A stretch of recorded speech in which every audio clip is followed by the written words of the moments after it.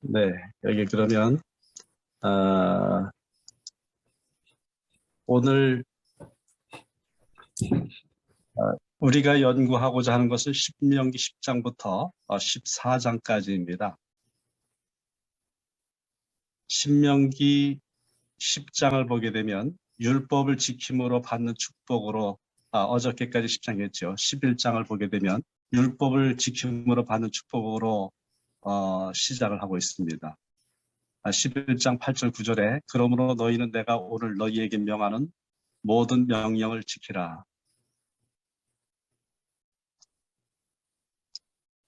지금 컴퓨터에서 뭐가 될 것 같긴 한데요.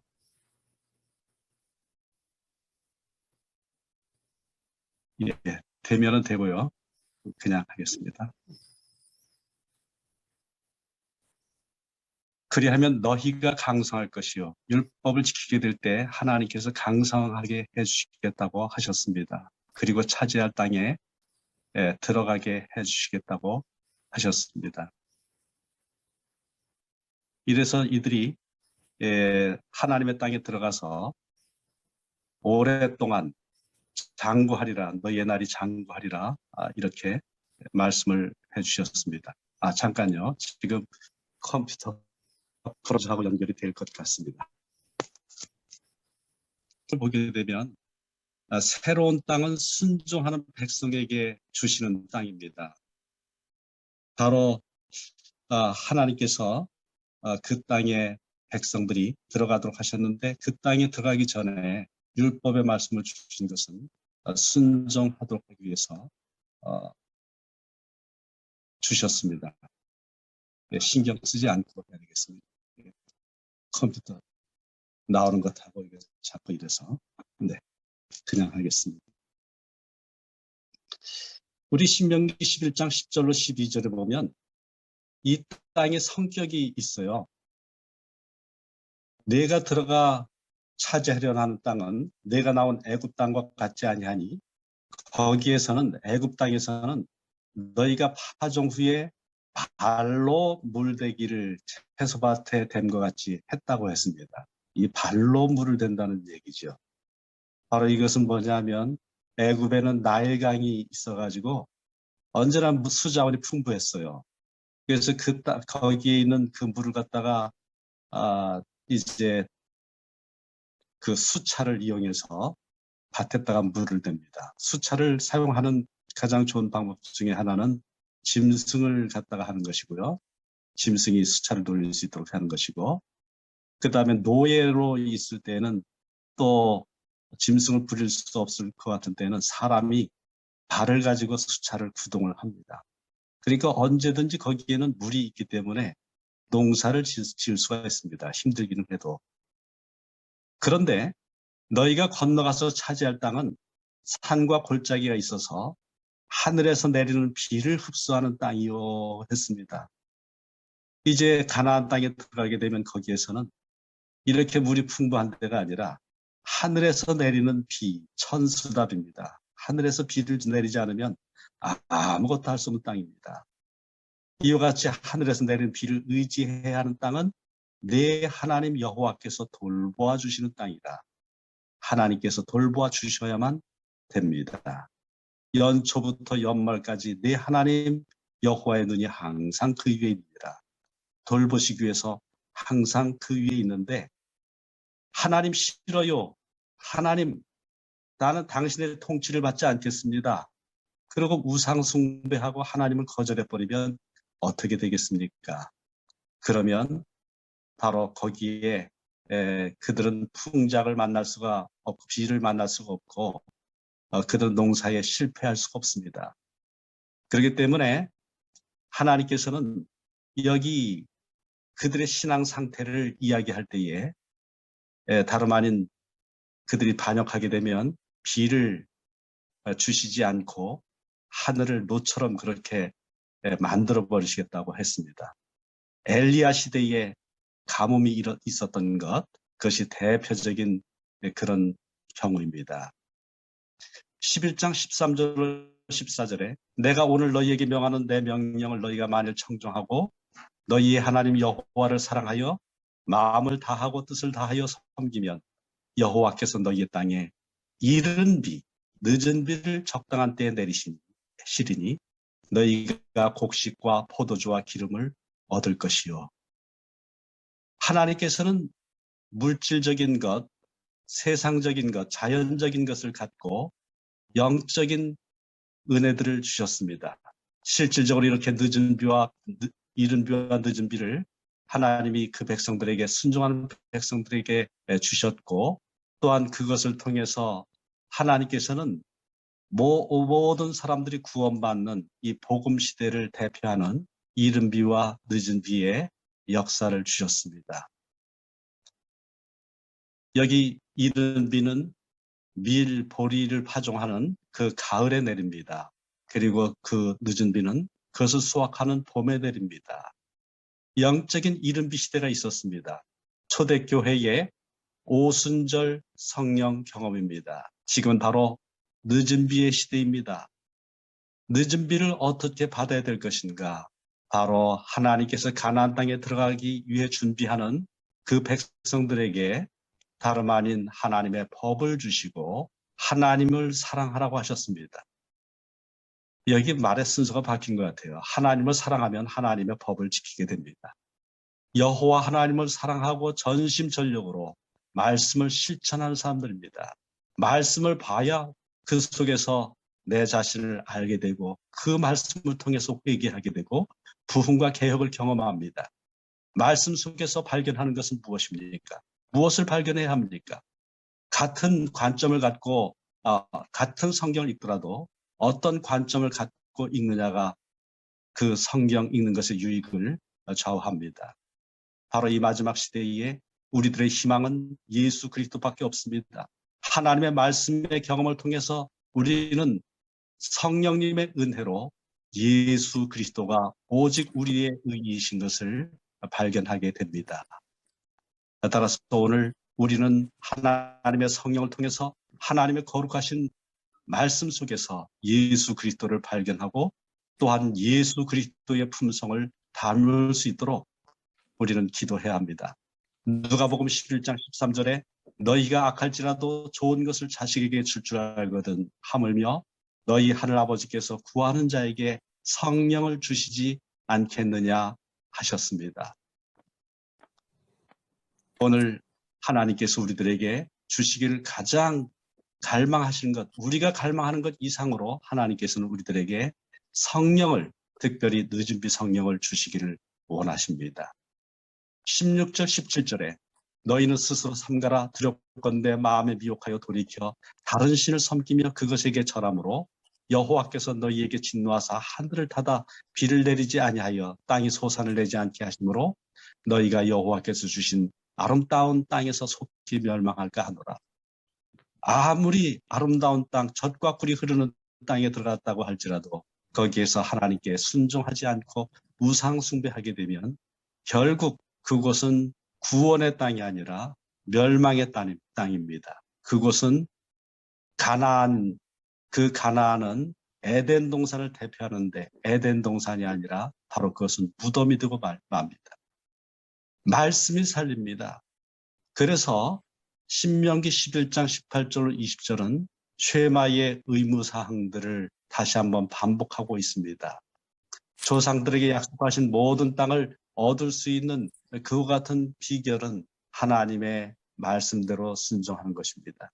하나님은 너희가 발로 밟는 모든 곳마다 너희의 땅이 될 것이다. 신명기 11장 23절 24절에 너희의 경계는 곧 광야에서부터 레바논까지와 유브라데 강에서부터 서해까지라고 했습니다. 아브라함을 통해서 주셨던 그 약속의 말씀, 언약의 말씀을 하나님이 온전히 이루신다고 하는 뜻이 이 속에 있습니다. 그리심산과 에발산에 들어가서 저들이 가나안 땅에 들어가서 그곳에서 율법을 기록하고 그곳에서 축복과 저주를 선포하도록 그렇게 말씀을 주셨습니다. 바로 신명기 11장 29절에 있는 그 말씀이 여호수아 8장 30절로 35절에 성취가 되었습니다. 이제 그다음부터 신명기 12장부터 26장까지 1년의 긴 율법을 계시하고 있습니다. 다른 부분과 겹치기도 하고 새로운 상황에 맞춰서 적용하기도 하고 또는 여태까지 출애굽기부터 민수기까지 나왔었던 것과는 전혀 나오지 않았었던, 거기에는 전혀 나오지 않았었던 언급한 적이 없는 율법이 등장하기도 합니다. 예, 어떻게 보면 될 것 같기도 합니다. 잠깐만 좀 기다려 주십시오. 한 1, 2분 정도 그곳에서 시간을 쓰시면 될 것 같기도 합니다.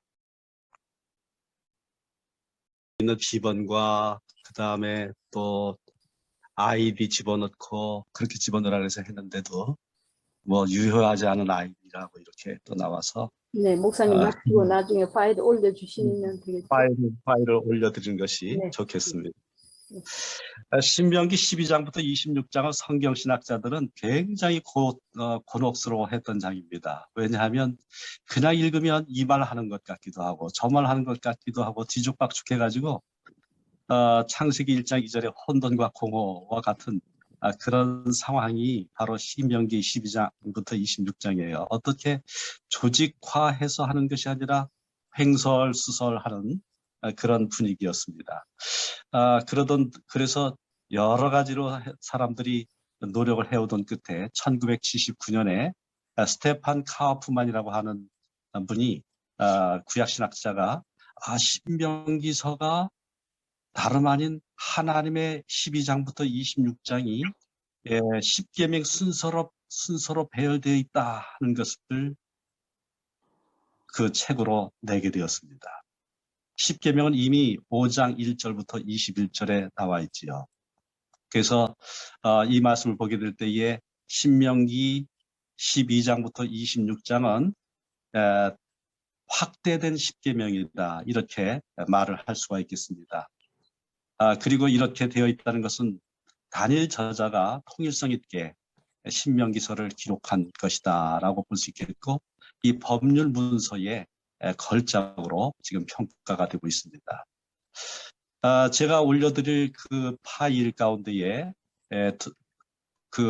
이분이 제시한 파일이 제시한 그 내용이 있습니다. 먼저 그것을 간략하게 구별을 해보면 1, 2계명이 신명기 5장 6절부터 10절에 있는데 바로 다른 신들과 우상 숭배를 금지하는 그 법이 신명기 12장 1절부터 28절입니다. 5장에 나와 있는 말씀을 하지 않겠습니다. 제3계명은 여호와의 이름을 남용 금지하는 것인데 13장 1절부터 14장 27절, 4계명은 14장 28절부터 16장 27절, 5계명은 16장 18절로 18장 22절, 6계명은 19장 1절로 22장 8절, 7계명은 22장 9절로 23장 18절, 8계명은 23장 19절로 25절, 그리고 제9계명은 24장 8절로 25장 4절, 9계명은 이제 그 앞부분 뒷부분으로 10계명은 10번째 계명은 10A, 10B 이렇게 나눠 놓았습니다. 그래서 이웃의 아내에 대한 탐심 금지가 신명기 25장 5절로 12절, 이웃의 집에 대한 탐심 금지가 25장 13절로 16절에 나와 있습니다. 여기 나와 있는 이 10계명의 말씀은 한 4가지 정도의 주요 주제로 분류해서 본 분이 있습니다. 바로 힐앤 월턴 두 저자가 2009년에 한 구약 개요 책 169쪽에 그와 같이 되어 있는데 바로 제1 권위와 존엄성과 헌신과 권리와 특권 이와 같이 4개의 양식으로 되어 있습니다. 보여드리면서 하면 참 좋은데 아무튼 파일 가운데에 되어 있으니까 좀 설명을 좀 이것으로 드리겠습니다. 이 권이라고 하는 것은 제1계명, 그러니까 우리가 10계명이 두 돌비로 되어 있죠. 그래서 두 돌비의 앞에 1, 4계명은 그 하나님에 대한 것입니다. 그리고 5계명부터 제10까지의 계명은 대인관계에 대한 것입니다. 그래서 이 권위를 맨 처음에 그 하나님에 대한 앞에 돌비 그리고 뒤에 돌비 이 두 돌비가 모두 이렇게 여기 나와 있는 권위, 존엄성, 헌신, 권리와 특권으로 이루어져 있습니다. 제1계명부터 4계명 이 히든 월턴의 경우에는 그 1계명과 4계명이 그 우리 요 밑에 와서 보겠습니다. 이 권위에 대해서 먼저 보겠습니다. 제1계명을 신명기 6장부터 11장으로 구별을 해놓았습니다. 저기 그 앞에 있었던 카프만은 제1계명과 제2계명을 맨 처음 시작하는 신명기 12장에서 이야기했는데 이분의 경우에는 신명기 6장부터 11장을 제1계명 부분으로 그렇게 분류를 했습니다. 그리고 12장은 제2계명에 해당되는 것입니다. 어쨌든 여기에서 중요한 것은 제1계명과 제5계명의 중요한 요점은 이것입니다. 바로 제1계명에서는 하나님이 우리에게 우선권과 최종적 권위가 되셔야 한다는 것. 우리는 그분께 우선권을 드리고 순종해야 합니다. 제5계명에 해당되는 부분은 신명기 16장 18절로 18장 22절인데 인간의 권위가 하나님의 권위를 우선해서는 안 된다 하는 내용입니다. 그 다음에 주요 주제로 2계명과 그 다음에 제6에서 제8계명이 서로 상응하고 있습니다. 두 번째 계명은 예배는 하나님에 대한 적절한 관념을 반영해야 한다. 예배는 하나님을 조종하거나 자아를 섬기는 것이 아니다. 예배는 세속적 기준에 적용시킬 수 없다. 그리고 우리 두 번째 돌비에 해당하는 6부터 8까지 계명은 인간의 존엄성이 보존되어야 한다. 이것은 그의 생명, 그의 가족, 그의 지위와 관련되어 있다. 그래서 이 두 번째 존엄성 부분을 10계명에서 다루고 있습니다. 세 번째 헌신에 관한 것입니다. 이 헌신에 관한 것은 제3계명과 제9계명인데 제3계명은 신명기 13장 1절부터 14장 21절입니다. 우리는 하나님께 수치를 돌리지 않고 하나님으로부터 방황하게 만드는 모든 것을 피함으로 하나님께 진지하게 헌신해야 한다는 내용입니다. 그리고 인간에게 있어서 우리는 신명기 24장 8절부터 16절 제9계명인데 우리는 동료 인간에게 진실되게 헌신해야 한다는 내용입니다. 그리고 마지막으로 권리와 특권에 대한 것입니다. 이 권리에 대한 것은 제4계명 안식일 계명입니다. 신명기 14장 22절부터 16장 17절까지고 여기에서 하나님은 우리에게 감사를 받으셔야 할 권리가 있습니다. 창조주이시기 때문에. 따라서 우리는 하나님께 물건들을 바침으로 그것들을 하나님께 감사한다는 것을 나타내야 합니다. 이 안식일 계명이 다름 아닌 하나님께 창조주신 하나님께 감사하는 것으로 이루어져 있습니다. 우리는 그의 이름으로 우리가 갖고 있는 특권입니다. 모든 것들을 갖고 계시고 창조하신 그 하나님께 우리들의 필요를 그리고 우리의 곤궁한 그 형편 가운데에서 하나님이 자비를 베풀어 주시도록 하나님께서 우리를 동정해 주시도록 그것을 구할 수 있는 권리가 있습니다. 바로 하나님께 우리가 하나님의 은혜를 구하는 것, 그것은 바로 우리의 권리입니다. 여기 신명기의 10계명에 제10계명에 해당되는 말씀은 24장 17절로 26장 15절인데 우리는 우리의 권위의 한계를 이해하고 타인의 권리를 침해하지 말아야 합니다. 여기 신명기 12장 좀 구체적으로 들어가서 좀 짤막하게 좀 살펴보도록 하겠습니다. 신명기 12장은 제2계명이지요. 하나님의 존엄성에 대한 것입니다. 여기에서 하나님의 존엄성을 신명기 12장 두 번째 계명은 출애굽기 20장 4절에 있는 말씀처럼 너를 위하여 새긴 우상을 만들지 말고 또 위로 하늘에 있는 것이나 아래로 땅에 있는 것이나 땅 아래 물속에 있는 것의 어떤 형상도 만들지 말라고 하였습니다. 여기 신명기 12장의 주요 내용은 택하신 예배 처소, 중앙 예배 처소를 준비하는 것입니다. 여기 하나님의 택하신 중앙 처소, 중앙 예배소, 그것 중앙 성전에 대한 말씀을 할 때에 이것과 관련돼서 5가지의 율법을 제시해주고 있습니다. 첫 번째는 12장 2절로 3절에 가나안인들의 예배 장소를 철저하게 파괴해라. 그리고 두 번째는 12장 4절부터 14절입니다. 예배드릴 중앙에 한 장소를 가져라 하는 것입니다. 가나안 땅에 들어가서는 여러 곳에서 제사 지내지 말고 하나님께서 선택하시는 한 곳으로 11조와 헌물과 희생제물을 갖고 가서 가족과 함께 하나님 앞에서 기뻐하면서 예배를 드리라는 것이 바로 이 내용입니다. 왜 하나님께서는 이곳저곳에서 예배드리면 좋을 텐데 딱 한 군데만 지정을 하실까요? 하나님이 지정하시는 곳에 가서 드려야 됩니다. 그것은 몇 가지의 의미가 있습니다. 첫 번째는 정치적인 통일성을 유지할 수가 있습니다. 바로 한 곳에서 예배드리지 않고 나중에 분열 왕국이 되었을 때에 예루살렘에 가서 예배드리면 큰일 날까 봐 나라의 북방 왕국의 그 위상이 떨어질까 봐 그들은 다른 곳에 예배처를 만들었습니다. 예배의 순수성을 보존하는 것입니다. 예배의 균일성을 유지하는 그 같은 일이 있습니다.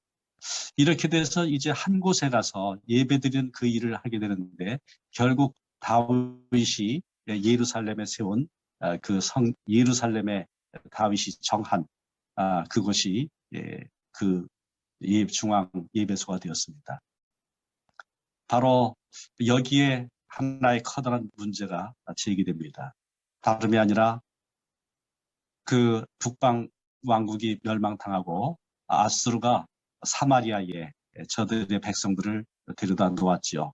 그때에 저들이 위기를 당하게 되었을 때 그들은 왜 우리에게 이와 같은 어려움이 있는가? 그것은 이 땅의 신인 여호와께 경배하지 않았기 때문이다.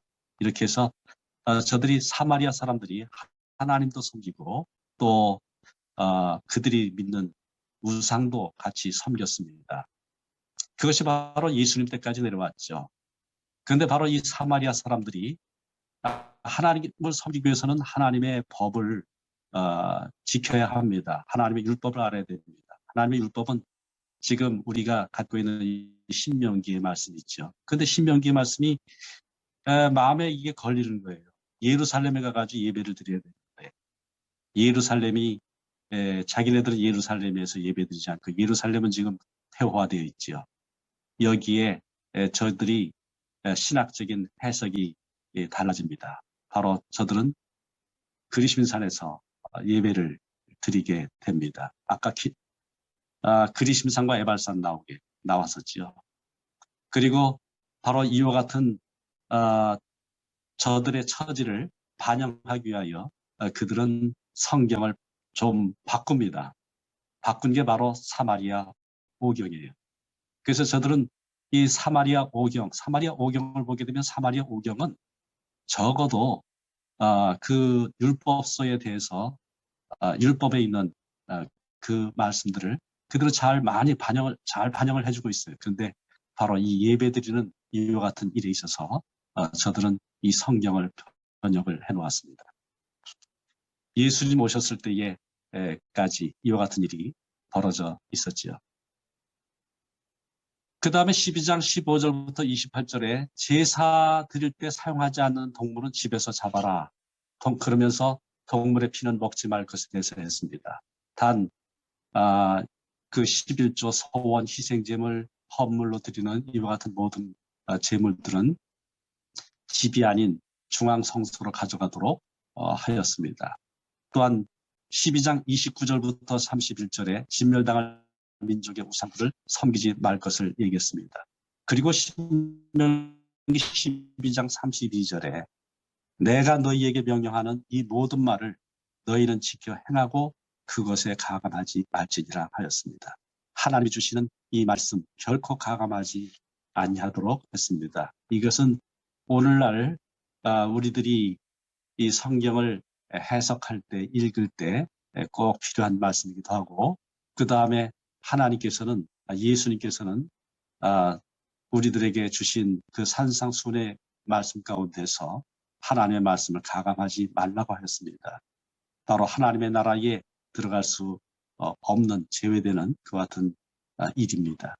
신명기 13장 1절부터 14장 21절까지는 제3계명, 너는 내 하나님 여호와 이름을 망령되게 부르지 말라. 여호와는 그 이름을 망령되게 부르는 자를 죄 없다 하지 아니하리라. 이 말씀을 반영하고 있는 그와 같은 율법장입니다.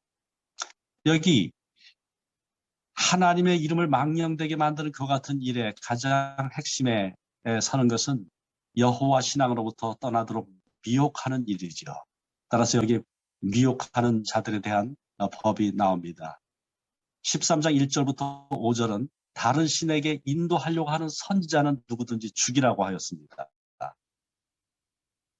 그리고 6절부터 11절은 미혹하는 자는 혈족이라도 돌로 쳐 죽이라고 하였습니다. 그 가족이라고 할지라도 그와 같이 하는 말씀입니다.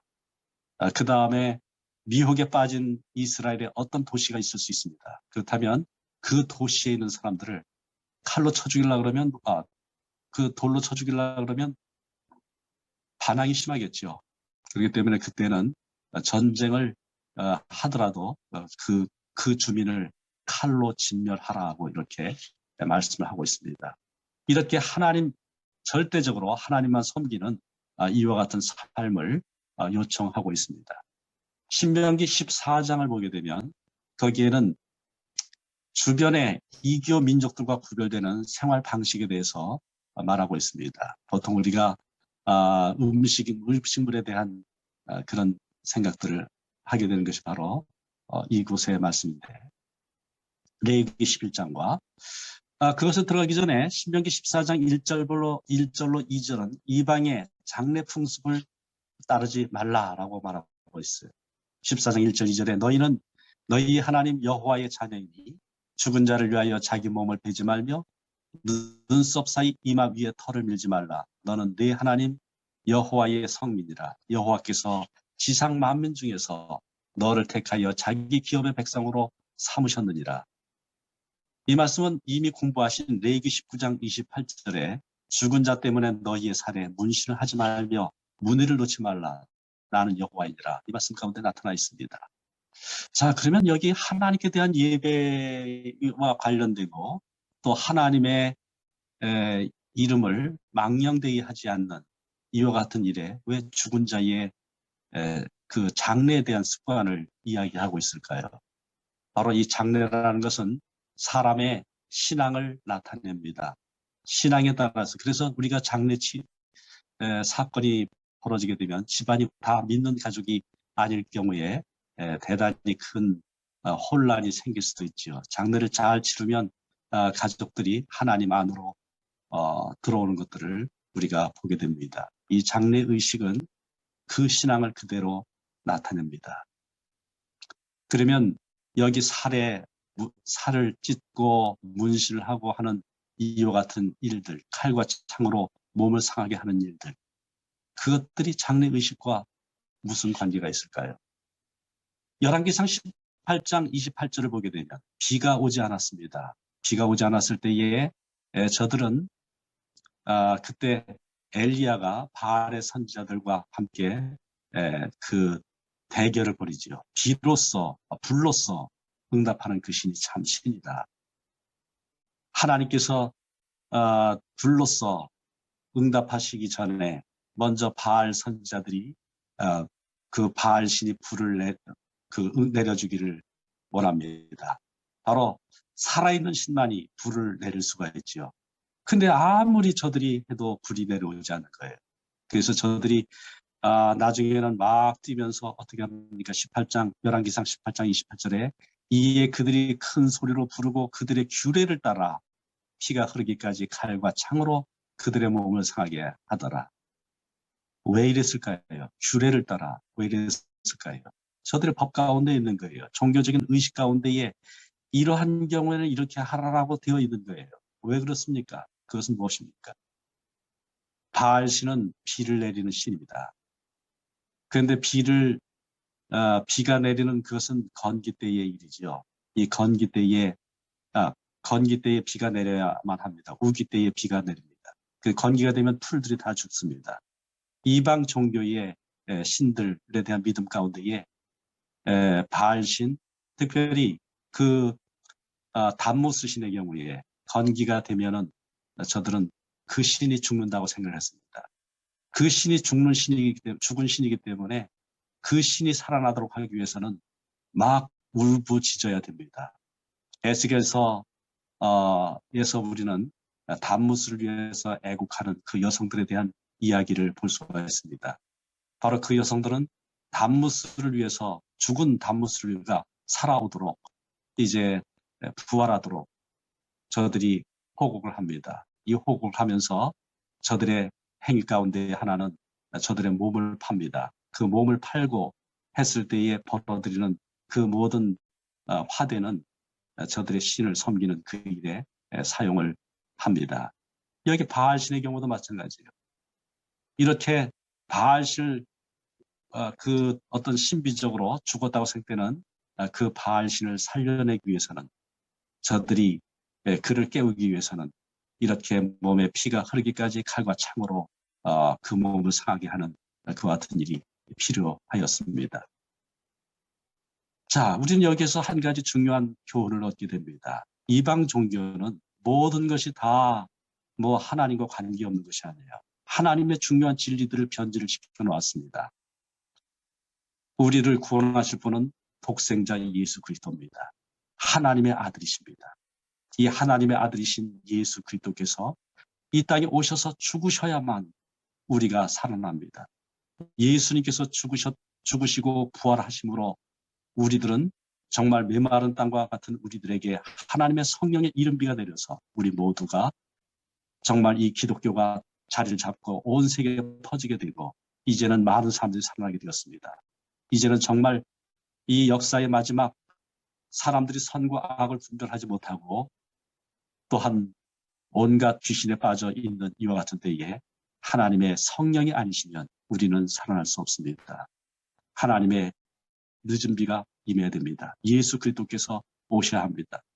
죽었다가 부활하신 그 예수님이 우리들의 구주이십니다.